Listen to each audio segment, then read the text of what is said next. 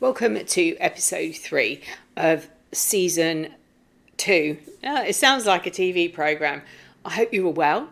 And I'm just off the back of a 3-day challenge from last week. And so many things that came up, so many things around energy and particularly wounds, which was a lot of it was around. And this weekend, I've had lots of people either reaching out or in different groups and forums talking about the emotions, and they're talking about the pain that they're in and the cravings that go with it. And that's what I'm going to be talking about today. Welcome to the Mindfuckery podcast. I'm your host, Elizabeth, author of Finding Lily and the A to Z of emotional abuse. I'm here to remind you that love should be unconditional. Divorcing emotionally is life-changing, and that you have a duty of care to yourself. Each week, I will discuss some of the terms you may hear along this journey, and I will help you understand and process what's happening. I will help you find the best habits as you start to take back the control of your own life and learn the tools to heal on a deeper level, becoming the best version of yourself. I see themes, I see patterns a lot, and there seems to be a pattern at the moment of people experiencing and craving the abuser. So they've recently come out of a relationship. That would be my understanding of it. And they're waiting for that person to come back, for that craving to be eased, because that's what's always happened. And in my intro, I say I want to help you process and understand what's going on. So let me try and do that with this pain. It can come up at any time. This is the weirdest thing. And I spoke about this actually on my course last week, how I discovered talking to the craving that I had actually changed the whole of my life and the way everything was going. Let me explain a little bit. So I had been separated for a couple of years. I was waist deep in the divorce at this point. I was being triggered. And this is why I do a lot of the work that I do, and speak about the things that I speak about, because it hurt me. And I'd agreed to my ex divorcing me on his terms, as he was going to pay for it. So I went along with this process. But what I found was, and I was reading emails thinking, has this solicitor actually written this, or has this been handed to him just to send to me? Everything I found triggering. Every single email I found triggering. You can go on YouTube and I've got videos on that, because they're designed that way. They're designed to provoke you. They're designed to get a response from you. The processing part of that is finding those wounds and finding what it is that's hurting. So if we break it down even further, during the idealization stage, they've learned all this information about you, and then they play with you like a cat plays with a mouse. They play with your emotions during the relationship. They tease you and they bond you into that relationship, and they very slowly take away your power. They don't do it really quickly, because you might notice it. But if it's done, like I described, walking over a carpet and seeing a stain, you might see a big stain and you try to clean it and it needs a bit more work. And then you might clean a little bit more and there's still something there. Eventually, over time, your mind just wipes that. That looks normal. And this is what happens in these relationships. This behavior then becomes normal. Those red flags that you saw, that you thought, oh, I'll give them another chance, they didn't know.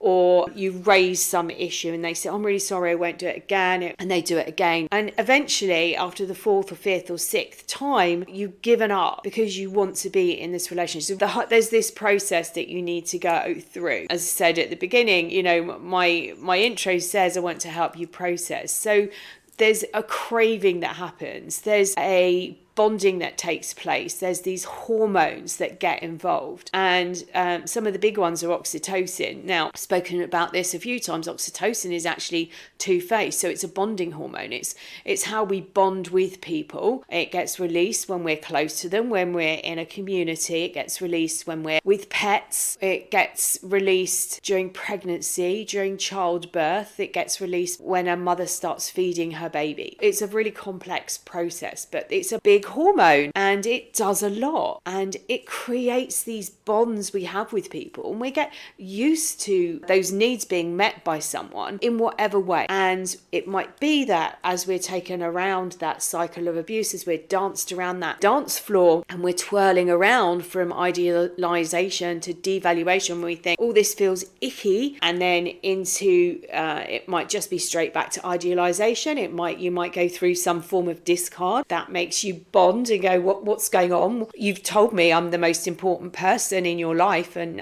how you can't live without me, and all of a sudden you've disappeared, or you're ghosting me. And you can still live with someone, you can still be sleeping in the same bed, and they still ghost you. So this process is going on.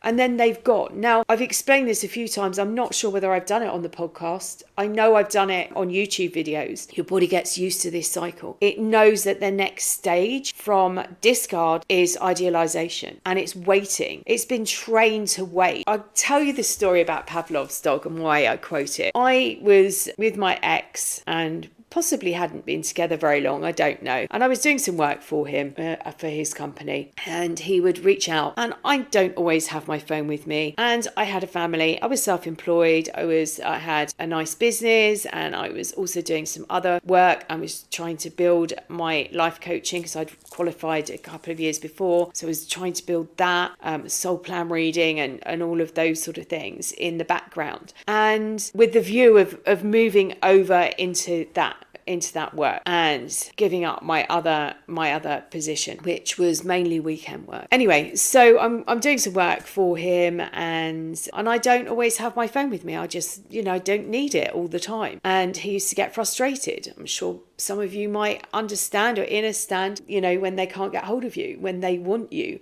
to be there on hand. And there's games that went with this, and patterns. I said right at the beginning, I see patterns. So I did see a pattern of every Sunday I would get a phone call around about 6:00. And on certain days of the week, when we were quite early in the relationship, I'd receive phone calls late in the afternoon as we turned into evening. Anyway, so in the end, because he was upset, and I'd respond to my children and not him and things like that, I started to change the tone on my phone. So I knew that, one was my son, one was my daughter, another one was my daughter, one was him, and some other people. So I knew when the phone went off, whether it was a text message and I'm going back to text messages and not WhatsApp, or whether it was a phone call who was coming in, whether I ignored it or not. And mainly I didn't ignore his. And that's part of the bonding that takes place, isn't it? So this went on. I carried on with these things for years. And then as the relationship was breaking down, he turned around to me and compared me to Pavlov's dog. And it just sort of blew my mind, because he'd actually trained me to do that. And then he was giving me the answer to what had happened. So Ivan Pavlov was doing some research in his lab. It was really the foundation of human behaviour. He was doing it. Thorndike was doing it with cats, and they were all doing it around about the same time. There was one with pigeons. So Pavlov's in his lab, and he's collecting saliva, and I can't actually remember now for what reason, but he's collecting saliva from dogs, and he sees a pattern. He sees that when the dog hears the footsteps of the lab assistant that's going in to feed them, they produce more saliva. So he plays around with it, he changes the times and things like that. And this was one of the foundations, the fact that we can be conditioned to behave in a certain way. Thorndike was doing it with cats and boxes, and I think there were puzzle boxes, and he was teaching them if they performed in a certain way, they would get a treat. There was one with pigeons. Pigeons knew that if they tapped in a certain sequence that they would be fed. Again, the same with rats. And I can't remember what that one was with rats. Anyway, what I'm saying is it's easy to be trained. So I went through this training of perhaps one of my wounds was being triggered, and it would have been a childhood wound where didn't want to upset someone. I didn't want to have the wrath of upsetting someone, not being there, living in fear. And we can override these. We can see them. They can be sitting low level, simmering away, and we not realise what they are. And this pattern continues right the way through. We cycle round from idealisation to devaluation to discard. Some people love to throw a bit of triangulation in there. Other people will be used, and they won't know that they're being used, but they'll be used to create jealousy and create tension and make the abuser seem popular. And you're then fighting because you don't want to lose out on something. And in between, you're being fed things like, oh, we're so good together and everyone thinks we're amazing and we're soulmates, and whatever it is, whatever the terms that you heard, you insert those in there and you hear this. And then there's this, and I talk about this slot machine, and I can't remember who I heard that from now. And you're standing at the slot machine and the coins that you're pumping into that slot machine would represent your energy. They would represent your finances. They would represent every element of you, whether it's your spirituality, your mental and emotional health. You're pumping everything into this relationship. These coins are representation of you in various different guises, and you're pumping all of this in for this fake future that you've been promised. It's the same with a car. I had a car that I absolutely adored, and I spent a lot of money on it, and it was getting to the point where, do I put more money into this and keep it, or do I sell it and cut my losses now? And I made the mistake of selling that car, and the guy that bought it said that it only cost him a few pounds to fix the problem that I had with it. But it is making those decisions, isn't it? And that's how you get trapped in that relationship. Do I walk away? I've invested so much. Everything that I've had has gone into that relationship, and all I'm waiting for is that payout now. And also, I spoke about this, and I can't remember actually whether I spoke about this on the podcast last week. You've got people moving in. The vision I get is, if you've seen Phoebe in Friends, and there's a bank of slot machines, and she's wandering around with this tub, and she's waiting, and there's an old woman, or it might be an old woman's following her around. I think that's possibly it. This is how people work. You know, that you're frightened that that person that they're triangulating you with is going to take what you've been building, what you've invested, and actually what they're doing is they're stepping into your shoes. They're going to get more or less the same. It might be an upgraded version. I spoke about my video on YouTube this week was what wounds are, and the wound of injustice, which is actually a childhood wound. And if you're experiencing that, it's something that you got, if you're female, from your mother, and male from your father. And this wounding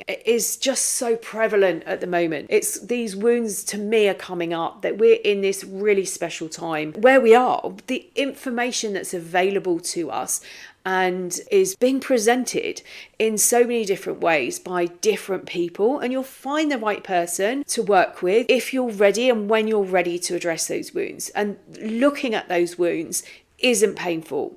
I promise you. Looking at the trauma doesn't have to be painful. I'm not saying that working with certain people it might not be, because I can't vouch for every process that there is. When I trained back in 2002, I did a past life energetics course. I have no idea how I managed to get on that course, how I found it. It was in a magazine, and I manifested the money to go. It was quite expensive at the time. I actually can't remember how much I paid, but I know it was expensive. As far as I know, there were two of us, and I don't know that anybody else trained after that. And it was really powerful. And the Kim Thomas, who was the tutor, had developed the course following past life work that she'd done and trained in. And she said, I found that people would go through this past life experience, they view their past life, and it just left them hanging. And this is what I found with a lot of other therapies, and this is why I work in the way I do, because I have found that with other people. They take you on a journey and they highlight something. This is what's happening. Well, that's great, but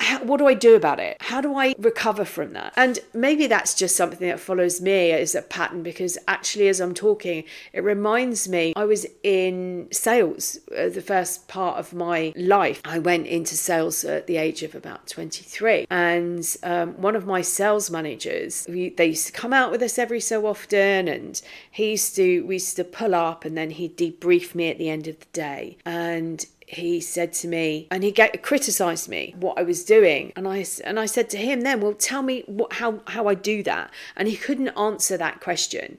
However, when I look back, I don't think I was just doing it differently. I was doing sales differently. I was doing it my way. I connected with people. I found out about them. I was interested in them and their company and what their needs were. And then once I found that out and a product came up, I go, hey, we've got this new product launching. It might work for you. Let me show you. And I took my area that I took it over from somebody, and it was performing at 63% of the target. And systematically over the rest of the year, I took it up to, on average, it was performing 102%, and there were quite a few months it was doing 114% of target. So I must have been doing something right. But what I'm saying is that people will take you down a route and then not give you the resources to work with that, and I can't do that. That's why I say I help you. Let me help you process and understand what's going on and give you the tools to help you. Now, if you want to work with me one-to-one, absolutely fine. Come and book a session and we'll work on a really deep level.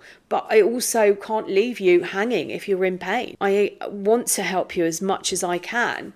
And I know coming out of these relationships how devastating it can be, and how you can, find yourself financially with nothing, because financial control, and I have done videos on this, and I can't remember whether I've done a podcast on it, and maybe I'll write that down for next week and do next week's. Financial control is such an easy one, and to have over someone to be able to control them really quickly. If that abuser has positioned you to a certain point and knows what you'll give over. I've got so many stories around that. And it happens after the relationship is over as well. So wounding, these wounds, I found as I was going through this divorce process that I was being triggered, and it was really painful. I discovered, and I've spoken about this many times, I was doing a program and I had various people registered to do it, and it was meditations and it was very energy based. And what I realized was when those emails were coming through, and I think at that point they were coming through on a daily basis, I wasn't as triggered when I was grounded. So I thought, and then I realized that it was even better when I was breathing and a box breathing. That was brilliant, but there was still something missing, and that something missing was honest conversations. And I one day got an email from the legal team on my ex-husband's side,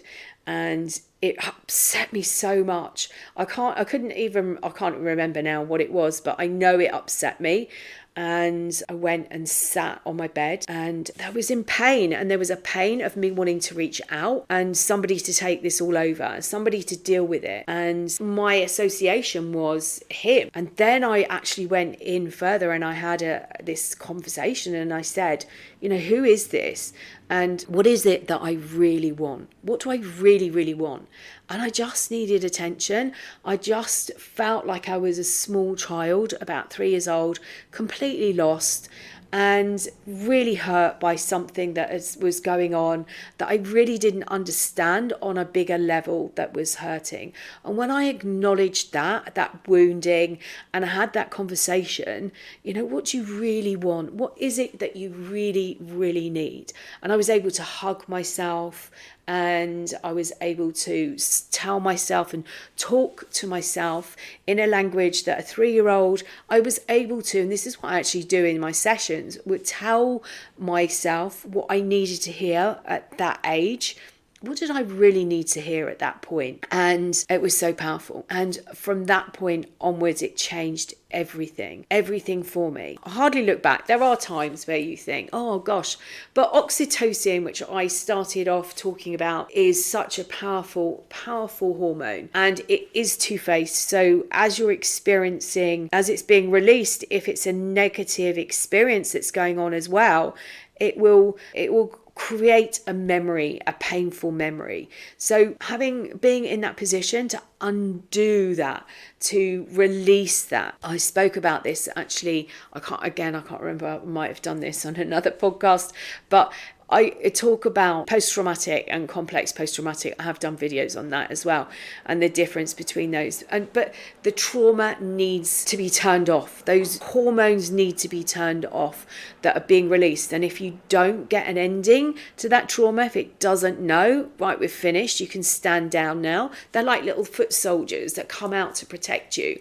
They're ready and alert, and they're going to give you the strength and energy to either fight or to run away. And then there's the fawn and freeze. But those two there are standing on guard, protecting you. But they need to be told that it's okay. It's okay now. That threat is over and you can stand down. That's a really important part of the healing process as well. But you can give yourself oxytocin. And I was explaining this to somebody earlier. It might have been yesterday. It also came up in the group last week, on the challenge last week. You can give yourself oxytocin. You can create situations and put yourself in situations where you can release it on your own. So it's stop that craving, to alleviate that craving. And it's things like, if you are an animal person, going and taking yourself out with your pets, playing with them, petting them, cuddling them, that releases oxytocin. Being with people, if you can either hug them or touch them, that releases oxytocin.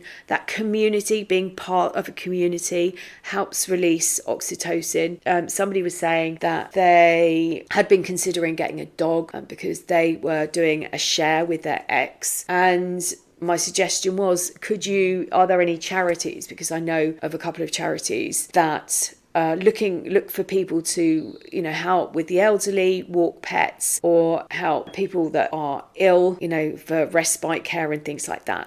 And maybe that could help. And you're also not only being with a pet, but you're also giving to the community. Again, you'd be helping to release oxytocin. And naturally, I haven't looked into this fully, but apparently the daylight at sunset and sunrise, I don't know if it's the sun or the daylight, naturally gives us oxytocin, or it stimulates the production of oxytocin within the body. And so it's these little things are so important.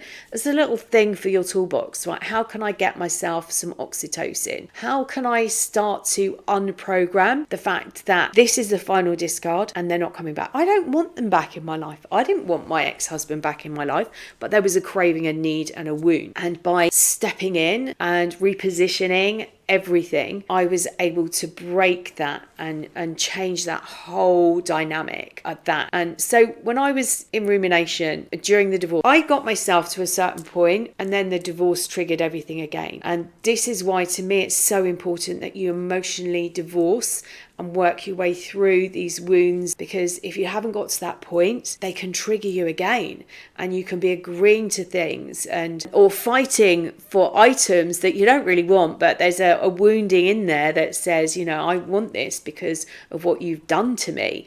There was I saw somebody else, and I remember going through this one. I just want him to message me so that I can ignore him in the way that he's ignoring me. Again, that's a wound, so these wounds are so powerful. And it's getting to that point where if they knocked on your door and they were desperately broke, what would you do? Would you bring them in and help them? Or would you just go, here's 20 quid, go and find somewhere to, somebody else's doorstep to knock on?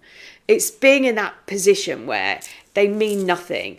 The sound of their voice or hearing their name means nothing. It's not going to trigger you in any way. So the big trigger for me was this divorce, going through the whole thing again. It was as if there was a couple of wounds that I hadn't dealt with, and it was just so powerful being in that position to inner stand, and now to be able to say to you, look, you can do this. My history goes back 20 something years, 21 years now, more than that prior, because I was doing other energy work before that. I've gone from past life. I did past life work, past life healing, and working with the wounds. It's really powerful. And then about 10 years later, I was doing ancestral wounds, and I was working with people. You could see how it wasn't just our past life. It was the wounds of our ancestors. You'll look back, you can look on your family line and see if this trauma is passed through, and you can heal that. And this is why now it seems like we're coming full circle. The work that I'm doing is the wounds of the present. So the wounds of the present that we can now look back at and go, do you know what? This breaks everything. This breaks my ancestral wounds and any past life wounds that I've brought in. The tools that you need are the oxytocin, collective, saying to your trauma, you can stand down, it's fine. And I've used the example of driving along in a car. I think I used it last week. You see someone coming, really approaching a junction, your stress hormones peak because you can see it as a threat to your life. We're programmed to survive, and the adrenals go into action. And all of a sudden they stop, you don't hit, there's no collision, and you can process that whole thing. They approached it too fast, they didn't see me, but everything's fine. We've got a finality to this. We need to be doing that to the trauma that happened to us in the relationship and our childhood, and process what's going on inside, and starting to turn off these valves of trauma so that they're no longer affecting the present, so you can move on and start living the life that you were born to live, because you came here for a reason. And if you want that community, you can come and join me in the Rise and Thrive tribe, which is a really low cost community. And I mean really low cost for what you get. It is a community, there's training material in there, there's a drop-in clinic so you can come and ask questions. There's meditations. You're getting a package each month that will be delivered by email with journaling prompts, meditation, a workbook to help you process and work through. And all for the cost of $7, which is £5.50 in UK money. And that's a month, and there's no contract. If you want to dip out after a month or two, that's entirely up to you if it's not for you. And I'll put the links to that in the show notes. I hope this has been helpful. It is so, we're just in this point now where we've got so much available to us. We've got so much information. The stuff that I'm saying about the ancestral work, they've been following people after 9/11 and what happened with the women who were pregnant, and they were able to find the women that were pregnant around that time. These hormones then are released, the stress of what's going on, the fear of could it happen somewhere else. And so they followed these women, and they found that early pregnancy, those hormones didn't cross across to the baby, but later in pregnancy they did. And so this again is how the trauma goes through, and it is more detailed. But by this one event, they'd been wondering how the Holocaust, how people were experiencing fears that related to the Holocaust, and they didn't understand this. And now they're able to, because they've got an event now, and we're looking at it now, they can follow this through. And this understanding and understanding of how our energies change and how this trauma can move from generation to generation, and how it does. And that's a whole different story and a whole different podcast, maybe another time. So think about what you're going to put in your toolbox. Think about how and what you could say to your wounds, how you're responding to things. This is why it's so important that you don't respond straight away, or that you get a pen and a paper that you can't send to anyone, and you write out exactly what you want to say. You can swear, you can be nasty, you can let your vengeance bitch out, on a piece of paper, and then you cross everything out. You take the bit of information that needs to be sent back and you send it. So I'm going to leave it there. Have an amazing week, and don't forget to wound talk. Sending you loads and loads and loads of love until next time.